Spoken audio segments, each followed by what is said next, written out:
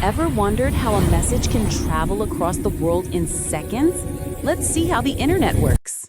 The internet connects billions of devices, computers, phones, and even smart TVs. When you send a message, it breaks into tiny data packets that travel through cables and wireless signals. Packets don't travel in one straight line. They jump from router to router, like taking different roads. When you visit a website, your request goes to a server, which sends the data back to you.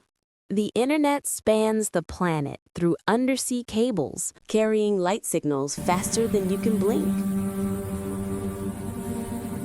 At home, Wi-Fi and mobile networks bring the internet right to your pocket, no wires needed. All these connections together form the internet, an invisible web linking everyone. And that's the internet, simple, powerful, and built entirely on connections. Don't miss out. Subscribe for more.